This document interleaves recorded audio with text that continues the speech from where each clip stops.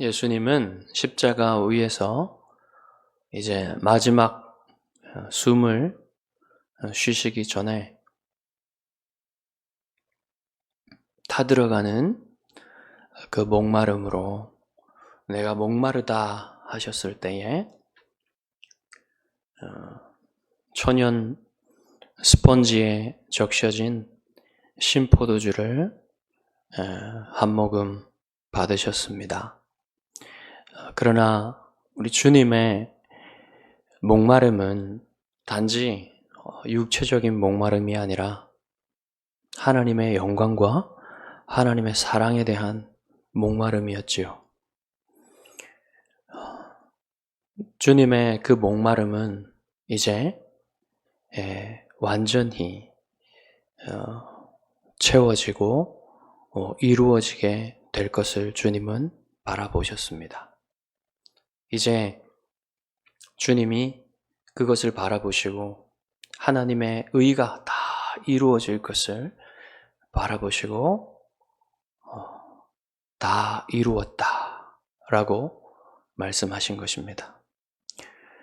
주님이 다 이루었다고 말씀을 하실 때 저는 큰 소리로 말씀하시지 않으시고 타들어가는 그 목을 축이신 이후에 작은 소리로 그렇게 다 이루었다 이렇게 말씀하셨을 것이라 생각합니다. 그러나 그 소리는 작은 소리임에도 불구하고 우주에서 가장 큰 의미를 지닌 소리였습니다. 그리고 주님이 우리 성경에는 다 이루었다고 이렇게 번역되어 있는데 사실은 이것이 완료 수동태입니다. 완료라는 것은 그런 완료 수동태라는 게 우리말로는 잘 나타날 수가 없어요. 잘 그냥 번역하자면 다 이루어졌다.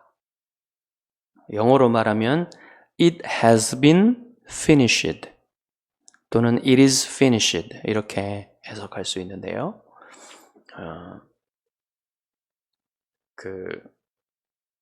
이루어진 일이 지금도 영향을 미치고 있는 그런 상태라는 것입니다. 완료라는 것은.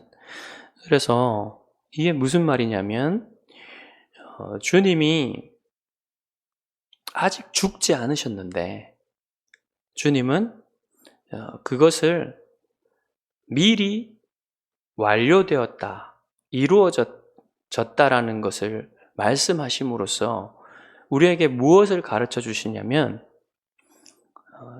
자기 죽음의 의미를 확정하시는 것이에요. 다 이루어졌다. 다 이루어졌다는 그 내용을 말하지는 않으셨지만 주님이 중요한 하나님의 뜻을 다 이루셨다라는 것을 확정하시는 말을 해 주신 것입니다. 그러면 왜 수동태로 말씀하셨을까요? 수동태로 말씀하신 것은 예수님은 지금 하나님께 제물로서 드려지고 있는 겁니다. 그렇기 때문에 받으시는 분은 예수님 자신이 아니라 아버지 하나님께서 이 제물을 받으셔야만 해요. 그래서 예수님은 내가 다 이루었다라고 말씀하시지 않으시고 겸손한 수동태로 아버지께서 제물로 드려지는 나의 이 제사를 받으실 것을 구하는 그런 겸손한 수동태로 다 이루어졌다라고 말씀하신 것입니다. 그래서 주님은 이 죽음의 순간에도 끝까지 겸손하셨어요. 그러나 요한계시록에 가면 더 이상 수동태가 아닙니다. 요한계시록에 가면 완료 능동태로 말씀하세요. 사도 요한에게 예수님께서 이렇게 말씀하셨습니다. 이루었도다. 나는 알파와 오메가요. 처음과 마지막이라. 내가 생명수 샘물을 목마른 자에게 값없이 주리니 이기는 자는 이것들을 상속으로 받으리라. 나는 그의 하나님이 되고 그는 내 아들이 되리라. 여기에 이루었도다 한 이 말씀은 예수님께서 말씀하신 것인데 이미 다 이루었다고 말씀하신 겁니다. 전에 십자가에서는 이루어졌다고 말씀하셨는데 여기에서는 이루었다고 말씀하신 거예요. 참으로 예수님 자신이 구속을 다 이루셨다는 것입니다. 예수님께서는 부활하시고 승천하셔서 이제 하나님 보좌 우편에 앉으셔서 온 우주를 다스리시면서 다 이루었다고 말씀하신 것이죠. 그래서 주님이 십자가에서 다 이루어졌다라고 말씀하신 그것을 이제 확실히 그것이 이루어졌다는 것을 능동태로 말씀하심으로써 그것을 확정하시는 것입니다. 자, 그러면 이제 우리는 주님이 다 이루었다고 하신, 다 이루어졌다라고 말씀하신 그것이 무엇인지, 무엇을 다 이루셨는지, 무엇이 다 이루어졌는지 그것을 생각해 보아야 할 것입니다. 저는 4가지로 생각을 해보려고 하는데 이렇게 하는 것이 좋다고 생각하기 때문입니다. 자, 주님이 다 이루신 것은 구약 성경의 언약과 제사와 절기와 예언들을 다 이루셨다는 것입니다. 물론 다양한 다른 모형들까지 하면은 정말 많아요. 구약 성경 전체가 다 주님이 이루신 것이에요. 그러나 우리는 이 십자가, 특별히 이 십자가와 관련하여서 주님이 이루신 것이 무엇인지를 살펴보아야만 할 것입니다. 그래서 저는 오늘 이 설교에서는 그걸 다 다루기에는 너무 많아요. 내용들이. 그래서 간결하게 그 제사에 관해서, 제사와 절기에 관해서는 제가 그 레위기와 출애굽기에서 충분히 여러분에게 다루었습니다. 말씀을 드렸습니다. 그래도 한 가지만 얘기를 하자면 절기 같은 경우에는 특별히 십자가와 관련되는 것은 유월절이죠. 예수님께서는 유월절 어린 양이 되셔서 그 어린 양으로 자기 피를 흘리심으로써 이제 자기의 백성을 창조하시는 일을 하신 것입니다. 자기의 백성 교회를 창조하신 거예요. 그리고 그 제사 같은 경우에는 예수님이 5대 제사를 다 이루셨어요. 레위기의 5대 제사. 첫 번째는 자기 자신을 다 태워드리는 헌신 제사인 번제로서 십자가에서 자기를 번제로 드리신 것입니다. 그리고 온 살이 다 짓이겨지시는 것처럼 고운 가루가 되어서 소제로서 드려지신 것입니다. 그리고 우리와 하나님 사이가 원수 사이였는데 예수님께서는 우리와 하나님 사이를 화목케 하시는 화목 제물로 드려지신 것입니다. 그리고 예수님께서는 우리의 모든 죄의 더러움을 씻어내시는 속죄 제물로 드려지신 것입니다. 그리고 주님은 우리가 하나님께 영원한 죄값을 지는데 그 죄값을 배상하기 위한 배상 제물로서 속건제로 드려지신 것입니다. 그리고 제사의 방법들로 보면 들어 올려지는 거제, 흔들어 바치는 요제, 그리고 부어드리는 전제가 있지요. 예수님께서는 십자가에 들려 올려지심으로써 거제로 드려지셨습니다. 그리고 십자가에서 몸을 요동치심으로써 요제로 드려지셨습니다. 그리고 십자가에서 물과 피를 다 쏟으심으로써 부어드리는 전제로 드려지신 것입니다. 이렇게 제사들이 예수님의 십자가 제물 대심을 그림자로 보여주고 있었던 것이에요. 그리고 예언들이 이루어졌습니다. 수많은 예언들이 있지만 특별히 이 십자가의 이 일을 가장 생생하게 명백하게 보여주는 예언은 이사야 53장입니다. 이사야 53장은 이사야가 약 예수님이 오시기 전 700년 전의 사람인데 그때에 마치 자기 눈앞에서 십자가 사건이 일어나고 있는 것처럼 그 십자가의 이 일들을 보고서 얘기하는 것처럼 예언을 하는데 그가 찔림은 우리의 허물 때문이요 그가 상함은 우리의 죄악 때문이라. 그가 징계를 받음으로 우리가 평화를 누리고 그가 채찍에 맞음으로 우리가 나음을 입었도다. 우리는 다 양 같아서 그릇 행하여 각기 제 길로 갔으나 여호와께서 우리 모두의 죄악을 그에게 담당시키셨도다. 얼마나 생생합니까? 그리고 10절에서는 이렇게 예언합니다. 여호와께서 그에게 상함을 받게 하시기를 원하사. 여호와께서 성부 하나님께서 하셨단 말이에요. 질고를 당하게 하셨은지 그의 영혼을 속건제물로 드리기에 이르면 속건제물은 배상제물이라 그랬죠. 영원한 죄값을 갚으시기 위해서 예수님께서 십자가에서 죽으셨다는 사실을 말하고 있는 겁니다.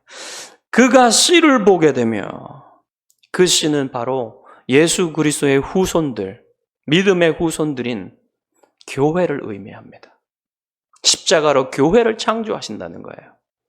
그의 날은 길 것이요 또 그의 손으로 여호와께서 기뻐하시는 뜻을 성취하리로다. 다 이루실 것이란 말입니다. 자, 그리고 그리스도께서 이루실 언약에 대해서 생각해 봅시다. 언약. 자, 언약은 크게 나눠서 삼위일체 하나님 안에서 이루어진 언약과 하나님이 사람과 맺으신 언약으로 나눌 수가 있어요. 자, 삼위일체 하나님 안에서 이루어진 언약은 구속의 협약이라고 불리기도 합니다. 또는 구속 언약이라고 불리기도 하고요. 구원 언약이라고 불리기도 합니다. 왜 협약이라고 부르냐면 삼위일체 하나님 성부, 성자, 성령 안에서 협약을 하셨기 때문에 우리의 구속에 대해서. 성부 하나님은 역사 가운데 타락하게 될 이 사람들 중에 얼마를 선택하셔서 그들을 구속하시기로 계획을 하세요. 그러면 성자 하나님께서는 그들을 구속하시기 위해 자신이 제물이 되어서 십자가에 죽으실 것을 약속하십니다.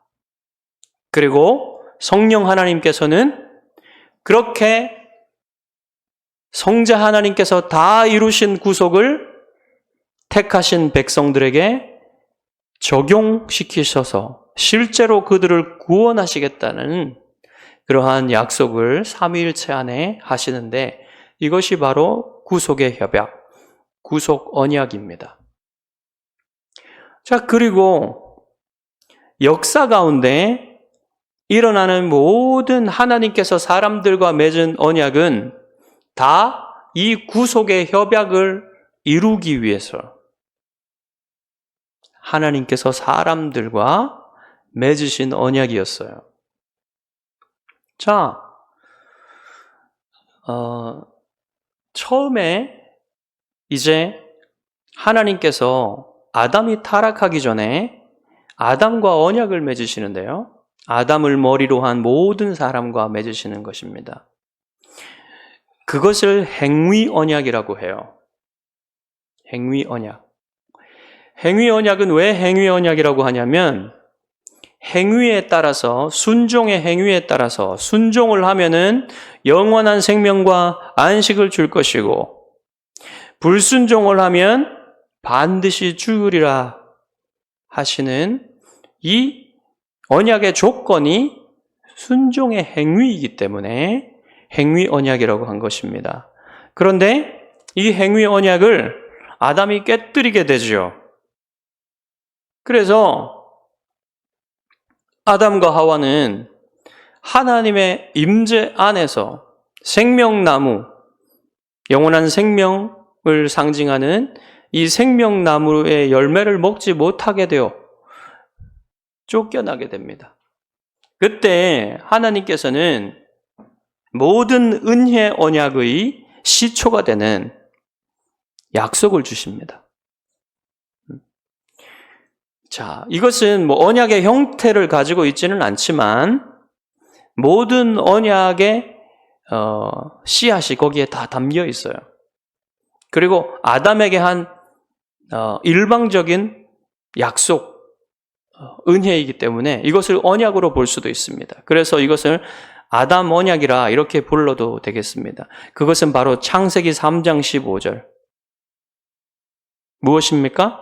뱀을 저주하시는 가운데 하나님께서 약속을 하시는데 여자의 후손이 뱀의 머리를 상하게 하실 것이다. 그리고 여자의 후손과 뱀의 후손 사이에 싸움이 계속될 것이다 라는 것을 약속을 해주셨고 또 그 뱀의 사탄의 왕국이 멸망할 것이라는 것을 하나님께서 약속을 하셨어요.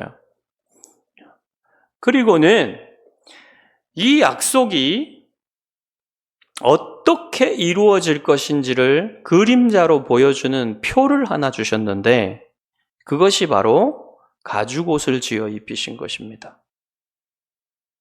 하나님께서는 그때 동물의 피를 흘리셔서 살생을 하셨어요. 대신 죽이셨어요. 그리고 피를 흘려서 그들이 부끄러워하는 그들이 벗은 것을 부끄러워하는 것들, 죄의식을 느끼고 있는 그들을 덮어주신 것입니다. 그들의 죄를 덮어주신 것입니다. 이런 식으로 이 일이 여자의 후손이 뱀의 머리를 상하는 일이 일어나게 될 것임을 미리 표로 보여주신 것입니다. 그리고 나서 하나님께서는 이제 또 다른 언약을 사람과 맺으시는데 노아하고 맺으십니다. 자, 여기에서 말씀드릴 것은 뭐냐면 이제 하나님께서 인간이 타락한 이후에 맺으시는 모든 언약은 다 은혜 언약이에요. 그 은혜 언약은 일반 은혜 언약과 특별 은혜 언약으로 나눌 수가 있습니다. 일반 은혜 언약은 왜 일반 은혜 언약이라고 부르냐면 하나님이 모든 사람, 믿는 사람이나 믿지 않는 사람이나 모든 사람들과 일반적으로 다 맺으시는 언약이기 때문이고 더 나아가서 모든 피조물들과도 맺으시는 언약이기 때문에 이것을 일반 은혜 언약이라고 얘기해요. 그것이 은혜 언약인 이유는 하나님이 일방적으로 주시는 것이기 때문에 은혜 언약인 것입니다. 그것이 바로 노아 언약이에요. 노아 언약의 내용은 무엇입니까? 특별히 핵심적으로 노아의 홍수 이후에 심판 이후에 하나님께서는 다시는 물로 세상을 심판하지 않을 것인데 끝날이 오기까지 세상의 끝이 오기까지 다시는 물로 세상을 심판하지 않으시겠다고 말씀하십니다. 그것은 무슨 말입니까? 인간 사회와 자연계를 하나님께서 예수 그리스도께서 아직 예수 그리스도는 나오지 않았지만 재림하실 때까지 즉 세상 끝날까지 보존하시겠다는 거예요.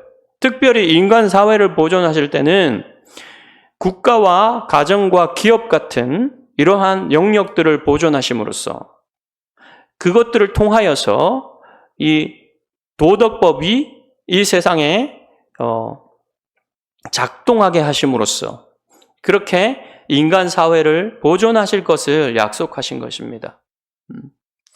그것이 바로 일반 은혜 언약이에요. 그런데 이것은 왜 중요하냐면 만약에 이 노아 언약, 일반 은혜 언약이 없었다면 앞으로 역사상 이루어질 하나님의 구속의 시공간이 사라지게 되는 것입니다. 배경이 사라지게 되는 거예요. 이 세상이 그냥 멸망해져 버린다면 어떻게 하나님의 그 은혜 언약들이 펼쳐지게 되겠습니까? 구속의 일들이. 그러니 이 일반 은혜 언약으로 세우신 이 노아 언약의 세계는 그 이후로 펼쳐질 땅끝 끝날까지 펼쳐질 이 역사는 반드시 필요한 것이죠. 그것이 없으면 안 되잖아요. 그러니까 하나님은 그렇게 보존하시겠다고 약속을 하신 겁니다. 그런데 이것은 특별한 언약은 아니에요. 특별 은혜 언약은 아니에요. 왜냐하면 특별 은혜 언약은 모두 하나님께서 택하신 사람들을 구원하시는 언약이기 때문에 그렇습니다. 자, 그래서 이제 그 다음으로 하나님께서는 특별 은혜 언약을 본격적으로 맺어주시는데 아브라함과 맺으십니다. 아브라함이 뭔가 잘해서 특별한 사람이어서 하나님이 아브라함을 택하시고 그를 통하여서 이 이스라엘을 만드신 게 아니에요. 아브라함이 아무것도 잘한 것이 없을 때 차라리 욥이라면 더 나았을 수 있지 않을까요? 물론 욥도 하나님의 은혜로 그렇게 되었지만 아브라함은 자기 아버지 데라가 달신을 섬기는 그러한 우상 숭배자의 아들이었어요. 그럼에도 불구하고 하나님은 그를 택하셔서 그에게 약속을 하십니다. 일방적으로 무조건적인 은혜로서 약속을 해주세요. 너에게서 많은 왕들이 나올 것이고 너에게 이 땅 위에 티끌같이 많은 저 하늘 위에 별같이 많은 백성들을 줄 것이다. 후손들을 줄 것이다. 그리고 그들이 살아갈 땅을 약속하십니다. 그리고 더 중요하게는 내가 너의 씨를 통하여 모든 민족에게 복이 되게 하겠다. 메시아에 대한 약속을 주십니다. 그래서 아브라함으로부터 이제 여자의 후손이 아브라함 언약을 통해서 아브라함의 자손이 될 것이, 자손이 바로 메시아가 될 것임을 계시하신 거예요. 그리고 이제 아브라함의 아들 이삭과 야곱에서는 아브라함 언약이 갱신되는 겁니다. 그런데 아브라함의 아들 이삭, 이삭의 아들 야곱, 야곱의 아들 12아들 중에 유다 지파에서 나올 것이라는, 메시아가 나올 것이라는, 여자의 후손이 나올 것이라는 그것이 야곱의 때에 다시 계시가 됩니다. 그리고 나서 그 다음에 하나님께서 중요한 언약을 세우시는 것은 모세입니다.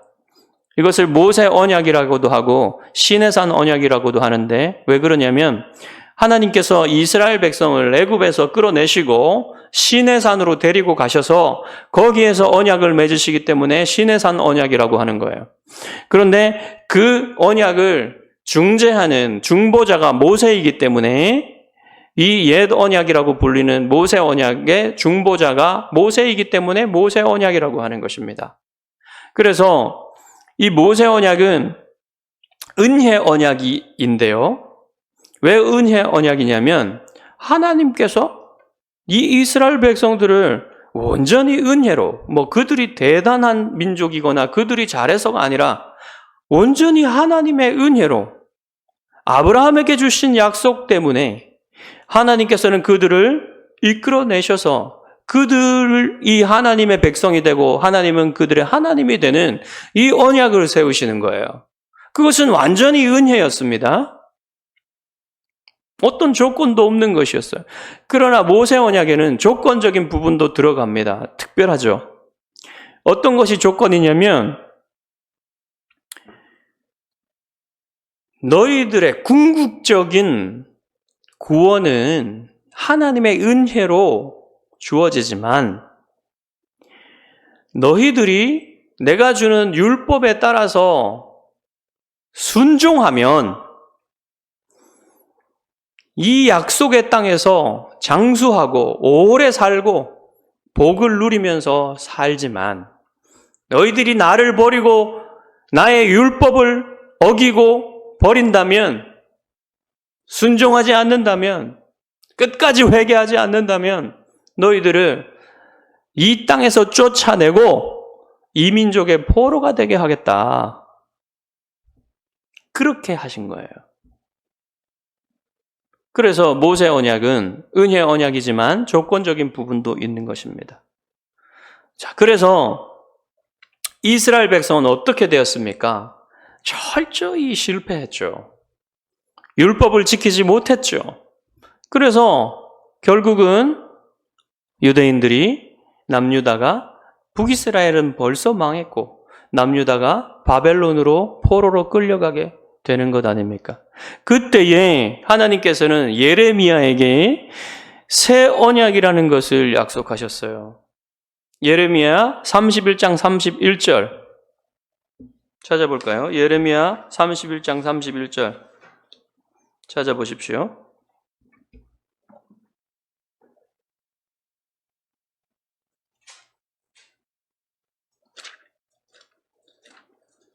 예레미야 31장 31절 자, 읽어보겠습니다. 여호와의 말씀이니라. 보라 날이 이르리니 내가 이스라엘 집과 유다 집에 새 언약을 맺으리라. 이 언약은 내가 그들의 조상들의 손을 잡고 애굽 땅에서 인도하여 내던 날에 맺은 것과 같지 아니할 것은 내가 그들의 남편이 되었어도 그들이 내 언약을 깨뜨렸음이라. 여호와의 말씀이니라. 그러나 그날 후에 내가 이스라엘 집과 맺을 언약은 이러하니 곧 내가 나의 법을 그들의 속에 두며 그들의 마음에 기록하여 나는 그들의 하나님이 되고 그들은 내 백성이 될 것이라. 여호와의 말씀이니라. 여기 뭐라고 말씀하셨습니까? 시내산 언약과는 다른 언약이 될 것이다. 그렇죠? 그들이 철저히 실패했잖아요.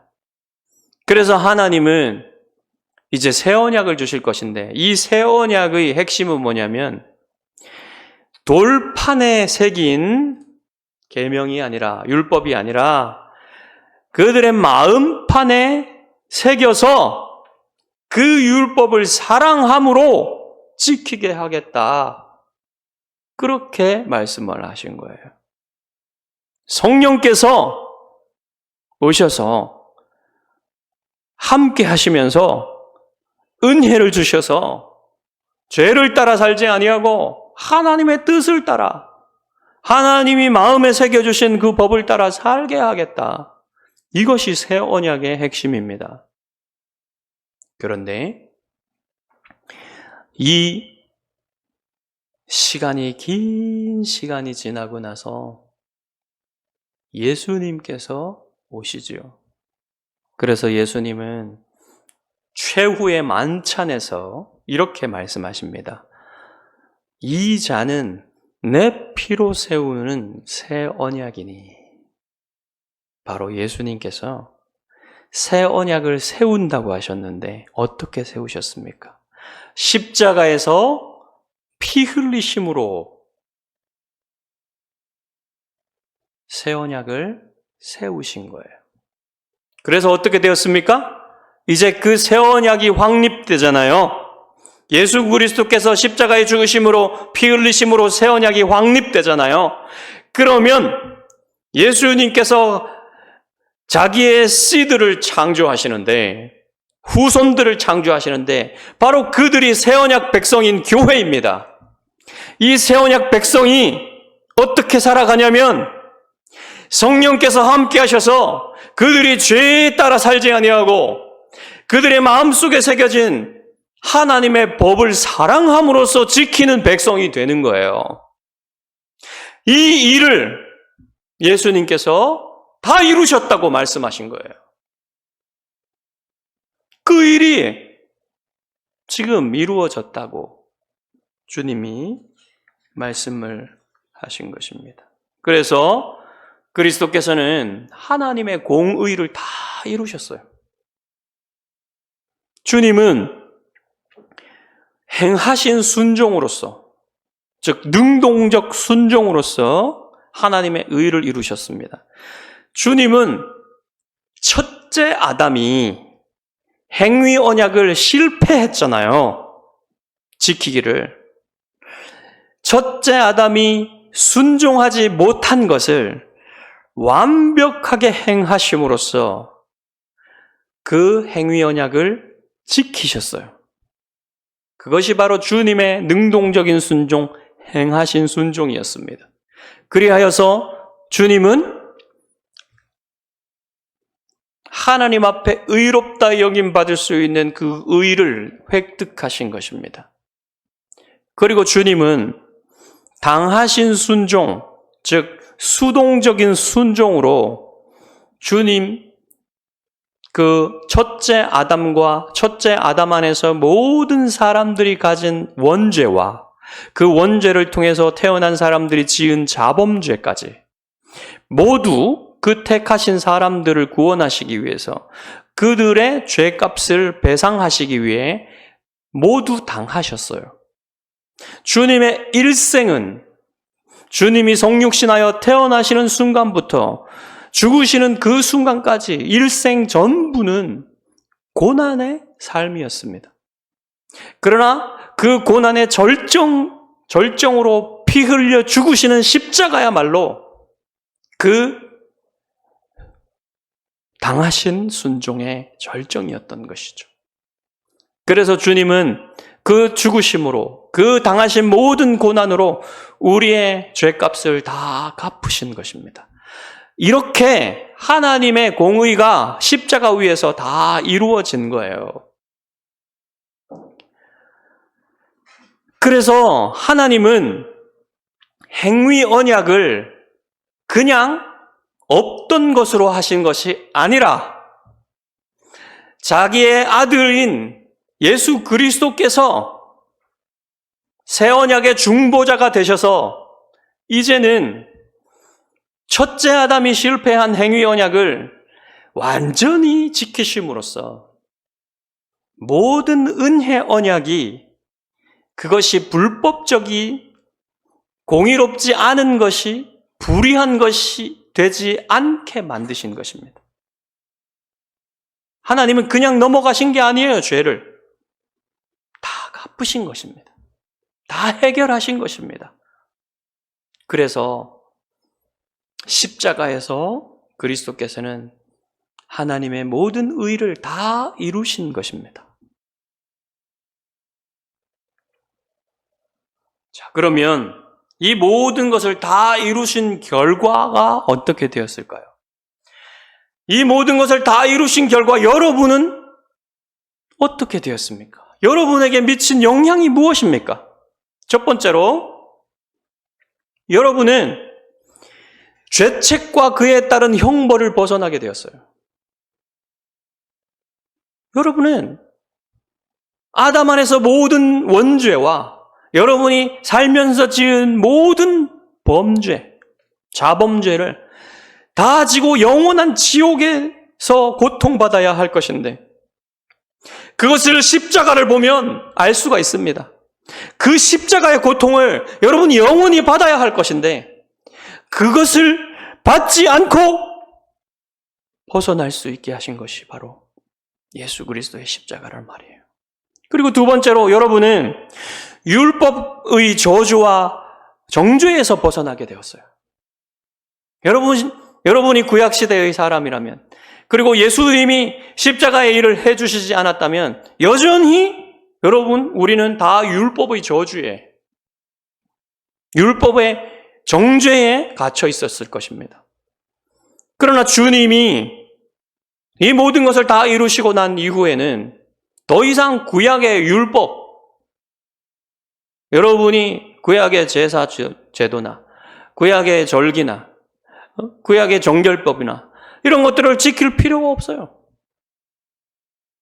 자유해졌습니다. 그것들을 지키지 않아도 여러분을 정죄할 것이 아무것도 없습니다. 다만 여러분은 사랑함으로 주님의 법을 지키게 되는 거예요. 그 다음에 율법의 저주와 정죄에서만 벗어난 게 아니라 여러분 죄의 강압과 속임의 죄의 지배로부터도 여러분이 벗어나게 된 거예요. 자유롭게 된 거예요. 여러분은 예수 그리스도를 믿기 전에는, 구원받기 전에는 여러분 죄의 지배를 받았습니다. 모든 것을 죄가 원하는 대로 했어요. 하나님이 원하시는 대로 한 것이 없어요, 여러분. 그것은 왜 그러냐면 죄가 여러분을 지배해서 여러분을 속이고 여러분을 강압해서 죄를 지을 수밖에 없게 만든 것입니다. 그러나 하나님께서 여러분에게 십자가의 은혜로 말미암아 여러분을 구원하셨을 때 여러분 안에서는 변화가 일어났고 여러분 안에서 성령께서 은혜를 주심으로 말미암아 여러분은 죄에게 노라고 할 수 있는 자유를 얻게 되었어요. 죄와 싸우고 죄가 원하지 않는 것을 하고 하나님이 원하시는 것을 할 수 있는 사람이 된 것입니다. 새로운 피조물이 된 것입니다. 그리고 여러분은 마귀의 권세와 지배로부터 벗어나게 되었어요. 마귀는 죽음이라는 두려움을 무기로 여러분을 흔들었어요. 그러나 예수님께서 자신의 십자가 죽음으로 죽음을 이기신 이후에는 더 이상 믿는 자들에게 죽음의 두려움으로 그들을 흔들 수가 없게 되었습니다. 그리고 마귀는 믿지 않는 자들을 영적인 어둠 속에 가두고는 그들의 눈을 가려서 진실을 볼 수 없게 만들었는데 예수 그리스도 안에서 여러분은 빛의 나라로 옮겨져서 여러분은 진리의 빛을 통하여 이제 더 이상 어둠 속에 살지 아니하고 빛 가운데 살게 만드셨습니다. 이 모든 것들이 그리스도의 십자가에서 다 이루신 그 의 때문에 여러분에게 일어난 거예요. 얼마나 놀라운 일이 여러분에게 일어났습니까?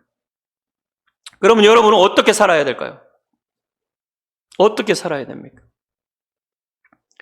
하나님께서는 지금도 여러분을 거룩하게 진짜로 의롭게 만드시는 과정을 지금 겪게 하고 계십니다. 여러분이 예수 그리스도의 의를 전가받았을 때 십자가에서 위대한 교환이 일어났잖아요. 여러분의 죄는 그리스도의 의는 여러분에게 전가되었잖아요. 그 위대한 교환이 일어났을 때 여러분은 그것은 그리스도의 의로 여러분이 전가를 받았기 때문에 하나님께서 여러분이 의롭다 여겨주시고 하나님께서 여러분을 의롭다 칭하여 주신 것입니다. 하나님의 법정에서 여러분이 죄인이 아니라고 무죄라고 선고를 받은 것입니다. 그러나 실제로 여러분이 그렇다고 해서 그리스도처럼 의롭게 된 것이 아니에요.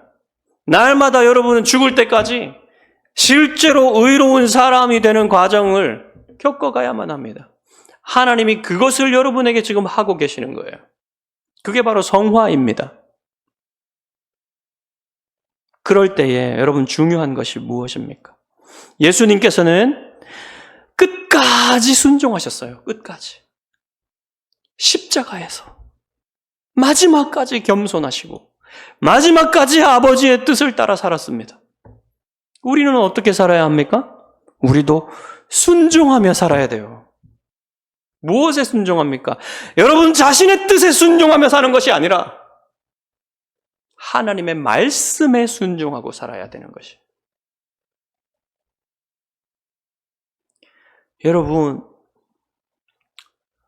순종해야 사랑이 깊어집니다. 여러분, 사랑하는 사람에게 서로 순종해야지 사랑이 깊어지게 되는 거예요.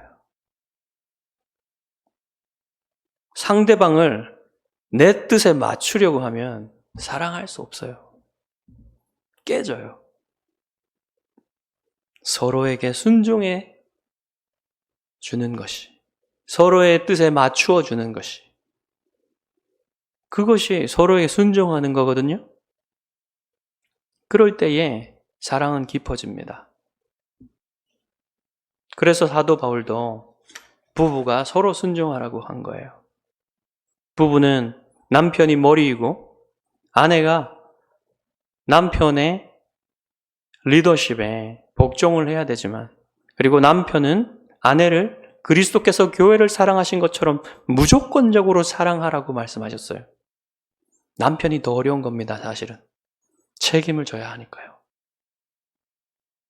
그러나 기본적인 관계의 원리는 서로 순종하는 거예요. 서로 순종하는 거예요. 내 뜻에 상대방을 맞추려 하는 게 아닙니다. 상대방의 뜻에 나를 맞추어 주는 거예요. 그러면 하나님과 우리 사이의 관계는 어떻습니까? 무한하신 하나님과 유한한 우리 사이의 관계에서는 우리가 하나님께 맞추어야 하는 거예요. 하나님을 내 뜻대로 끌어내리려 해서는 안 돼요. 이미 하나님께서는요, 여러분을 구원하시기 위해서 가장 좋은 것을 주셨습니다. 가장 가치 있는 것을 주셨어요. 아들을 십자가에 내어주셨습니다. 그 하나님께서 지금도 여러분에게 좋은 것들을 주시지 않겠습니까? 가장 좋은 것을 주시신 하나님께서 그것보다 덜한 것들을 날마다 주시지 않겠냐고요. 그 하나님께 여러분 자신의 마음을 드리는 것, 하나님의 뜻대로 여러분이 사는 것, 당연하지 않습니까? 그것이 순종이에요. 하나님의 말씀대로 따르는 것. 그것이 순종이란 말입니다. 그렇게 하나님의 뜻대로 순종할 때 여러분 하나님과 사랑이 깊어지는 거예요. 깊은 사랑으로 가게 되는 거예요. 그러면 순종하지 않으면 어떻게 될까요? 사랑이 멀어지는 거예요. 하나님과 멀어지는 거예요. 그래서 여러분 날마다 하나님의 말씀을 붙들고 묵상하고 하나님이 여러분을 향한 뜻이 무엇인지 날마다 생각하여서, 깊이 생각하여서 그 뜻대로 살고자 노력하고 실제로 그렇게 살아야만 하나님과의 사랑이 깊어지게 되는 것입니다. 예수님께서 다 이루신 것은 그렇게 여러분이 하나님을 사랑하고 하나님의 뜻을 따라 순종하는 사람이 되게 하시려고 그렇게 하셨습니다. 여러분이 정말로 그렇게 여러분 자신의 뜻대로 사는 사람들이 아니라 하나님의 뜻대로 순종하는 사람 되시기를 주님의 이름으로 축복합니다. 기도하겠습니다.